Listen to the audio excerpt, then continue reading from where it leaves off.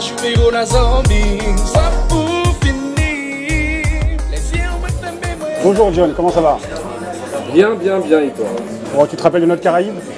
Oui, notre carré, bien sûr. Bien sûr, bien sûr.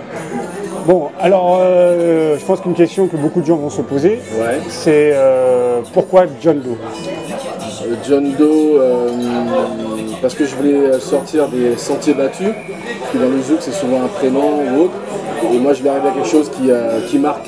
Donc c'est à la fois marketing, c'est à la fois pour sortir des sentiers battus, c'est vraiment ça. Je voulais avoir ma marque en fait. Vraiment quand on dit John Doe, on sait c'est qui. D'accord. On puisse m'identifier immédiatement. D'accord. Et John Doe, il vient d'où? John Doe, tu parles de quoi? De mes origines? Tout à fait. Mes origines, j'ai issu d'une maman guadeloupéenne et mon père donc est de la Côte d'Ivoire. Je suis un enfant de Sarcelles, tout simplement, un banlieusard. On va venir sur Sarcelles après. Ouais. Donc, déjà, c'est un super mélange, pas trop commun, pas trop courant, on va dire. Oh, ça commence, mais ouais, ça va, ouais, c'est vrai.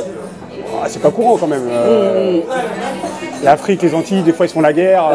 À ce qui paraît, ouais. Et bon, ça me concerne pas, ça. Toi, tu fais l'amour, pas la guerre. Ouais, exactement, on va dire ça. C'est mieux, c'est plus sain. C'est clair. Donc oui, j'ai lu à droite à gauche que tu étais parti en Côte d'Ivoire et que tu étais revenu à l'âge de 11 ans. C'est ça, ouais, j'ai vécu en Côte d'Ivoire avec mon père, exactement. D'accord. Et qu'est-ce que tu retiens, je veux dire, de ces 10 années passées en Côte d'Ivoire? Ce que je retiens, c'est là-bas que j'ai appris ce que c'est d'être heureux. Développe, ça nous intéresse ça. On n'est pas heureux ici. Je donne un vrai exemple. Je me souviens qu'en Côte d'Ivoire, on se fabriquait des sortes de voitures avec toutes sortes de matériel qui me permettaient de faire des courses dans la ville. Donc on était très artisans de nos mains, on n'avait pas besoin de tout ce qu'on peut voir actuellement, du iPhone ou de la PlayStation, etc. On fabriquait de nous-mêmes nos propres jouets par exemple. Même si on pouvait s'en acheter, c'est pas la question. Mais c'est la simplicité qui nous rendait totalement heureux. Clairement, c'était ça. Pour donner un vrai exemple, un jouet qu'on fabriquait nous-mêmes, aujourd'hui va demander à un gosse de faire lui-même, c'est surnaturel pratiquement. D'accord, mais je sais pas, le côté, l'odeur du pays, la terre, bien sûr. Là, je te donne un exemple parmi tant d'autres. Oui. Je peux t'en donner plein d'autres. Se réveiller le matin, quand par exemple j'allais au village, parce que moi j'habitais en ville, mais quand j'allais au village, genre ma grand-mère se levait le matin avec le bruit des animaux, la nature, etc. C'est juste magnifique, quoi. D'accord. Donc tu arrives à 11 ans, tu reviens en France. En France, ouais. À Sarcelles toujours? Toujours. Un jour d'hiver, je me rappellerai toujours. Je sors de l'avion, waouh. C'est le choc. Exactement. T'as pris une claque hivernale. C'est exactement ça. Bon, justement, Sarcelles, on en parle. Bon, je t'apprendrai rien en te disant que Sarcelles a été décriée pendant des décennies. Toi, justement, enfant de Sarcelles, qu'est-ce que tu retiens de Sarcelles? Est-ce que tu en tires quelque chose? Oui, mais Sarcelles, c'était une vraie formation dans le sens où quand tu es un Sarcellois, en tout cas, d'après moi, tu apprends l'école de la débrouillardise. Ça veut dire que dans n'importe quelle situation, tu peux t'en sortir. Parce que ton cerveau est obligé de travailler. Parce que comme t'as pas tout, comme rien n'est acquis, tu es toujours obligé de réfléchir pour pouvoir savoir comment tu vas faire.